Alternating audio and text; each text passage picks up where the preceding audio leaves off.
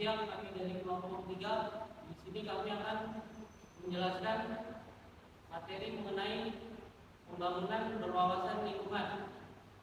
Sebelum masuk ke materinya, sini saya akan memperkenalkan diri. Perkenalkan, nama saya Arfi Kurniawan. Perkenalkan, nama saya Priscilan. Perkenalkan, nama saya Artina Moska. Nama saya Sarah Priyanti. Langsung saja kita kepada materinya. Baik, di sini saya akan menjelaskan tentang pengertian pembangunan berwawasan lingkungan. Menurut kelompok kami, pembangunan berwawasan lingkungan adalah suatu upaya untuk melestarikan lingkungan dengan diadakannya suatu pembangunan yang didasari oleh sumber daya alam dan berada pada tempat yang indah dan sejuk, jauh dari berbagai macam polusi, guna untuk menjaga kelestarian dan membantu peningkatan sumber daya alam yang hampir rusak. Menurut Hartono, 2009, pembangunan berwawasan lingkungan pada dasarnya adalah suatu upaya pembangunan yang berjalan berkesinambungan atau pembangunan berkelanjutan. Proses pembangunan yang memanfaatkan sumber daya alam dan sumber daya manusia sebenar-benarnya dengan menyerasikan sumber daya alam dengan manusia sebagai subjek dan objek dalam pembangunan. Nama saya Elvina Muska. Di sini kami memberitahukan beberapa tujuan dalam pembangunan berwawasan lingkungan, yaitu adalah agar masyarakat yang bermanfaatkan lingkungan, sumber daya alam tidak merusak lingkungan. Untuk itu, pengelolaan sumber daya alam perlu memperhatikan keadaan lingkungan agar ekosistem tidak terganggu. Sumber daya alam merupakan penopang kehidupan penduduk yang perlu dijaga kelestariannya. Berikut contohnya ialah 1. Menumbuhkan sikap kerja berdasarkan kesadaran. Yang kedua, kemampuan menyerasikan kebutuhan. Yang ketiga, tantangan pembangunan tanpa merusak lingkungan. Yang keempat, mengembangkan kesadaran lingkungan. Terima kasih.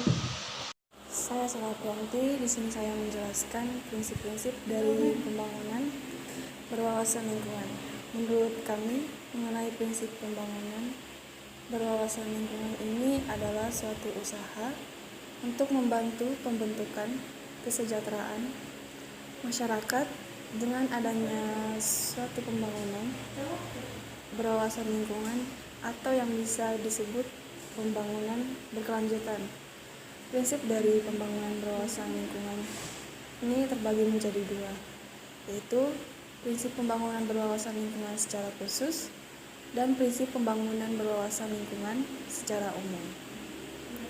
Menurut Siahaan, sepintas lalu terlihat bahwa antara pembangunan dengan lingkungan hidup terdapat pertentangan atau konflik, karena bila dilihat dari segi yang luas, setiap pembangunan selalu memiliki dampak terhadap lingkungan hidup. Kita ambil sebuah contoh, yaitu pembukaan sebuah jalan raya yang menghubungkan satu wilayah dengan wilayah lainnya, yang jelas-jelas akan berdampak terhadap lingkungan hidup sekitarnya.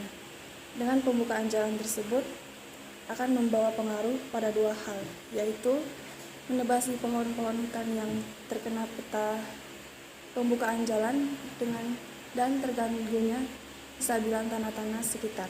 Hal itu juga bisa menimbulkan banjir dan terganggunya sistem habitat manusia dan habitat fauna serta flora lainnya. Semua hal ini dapat memberikan pengaruh atau resiko kepada lingkungan. Dengan kearifan dan kebijaksanaannya, manusia dapat mengantisipasi semua dampak dan mencari solusi supaya interaksi manusia dengan lingkungan dapat seimbang dan serasi. Perkenalkan, nama saya Abdi Kurniawan dari kelompok 3 Ekonomi Lingkungan. Di sini saya akan menjelaskan ciri-ciri pembangunan berwawasan lingkungan. Menurut kelompok kami, dalam ciri pembangunan berwawasan lingkungan dapat diartikan sebagai suatu perencanaan yang memperhatikan daya dukung lingkungan sehingga dapat mendukung kesinambungan pembangunan berwawasan lingkungan yang akan berdampak bagi keberlangsungan hidup ke depannya. Jadi, dalam pembangunan berwawasan lingkungan ini dapat menjelaskan bagaimana inti dari pembangunan berwawasan lingkungan ini dan pembeda antara pembangunan yang berwawasan lingkungan dengan pembangunan biasa saja yang tidak menggunakan SDM atau sumber daya alam. Komisi Dunia untuk Lingkungan dan Pembangunan mendefinisikan pembangunan berkelanjutan sebagai pembangunan yang memenuhi kebutuhan masa kini tanpa mengorbankan hak pemenuhan kebutuhan generasi mendatang. Implementasi pembangunan berwawasan lingkungan contohnya seperti reboisasi, menanam 1000 pohon dan gerakan bersih lingkungan. Reboisasi ini membantu dalam pembentukan pembangunan berwawasan lingkungan agar dalam pembangunan tidak terjadi hal-hal yang tidak diinginkan. Pembangunan yang berwawasan lingkungan atau pembangunan berkelanjutan memiliki ciri-ciri tertentu, yaitu yang pertama, adanya saling keterkaitan beberapa sektor antara lain lingkungan dan masyarakat serta kemanfaatan pembangunan. Pembangunan akan selalu berkaitan dan saling berinteraksi dengan lingkungan hidup. Interaksi antar masyarakat sekitar, interaksi tersebut dapat bersifat positif ataupun negatif. Pengetahuan dan informasi tentang berbagai interaksi tersebut sangat diperlukan dalam pembangunan berwawasan lingkungan. Baik, kesimpulan dari kelompok kami, pembangunan berwawasan lingkungan pada dasarnya adalah suatu upaya pembangunan yang berjalan berkesinambungan. Dengan adanya tujuan pembangunan berwawasan lingkungan ini dapat mengurangi pencemaran lingkungan yang ada di sekitar yang dapat merusak sumber daya alam yang telah ada tujuannya ini. Juga memperbaiki mutu kualitas lingkungan yang tadinya lingkungan tercemar menjadi lingkungan yang enak dipandang oleh masyarakat sekitar.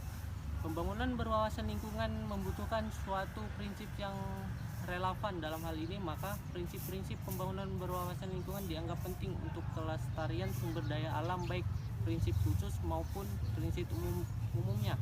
Ciri-ciri pembangunan berwawasan lingkungan antara lain menjamin pemerataan dan keadilan, menghargai keanekaragaman hayati, menggunakan pendekatan integratif, menggunakan pandangan jangka panjang.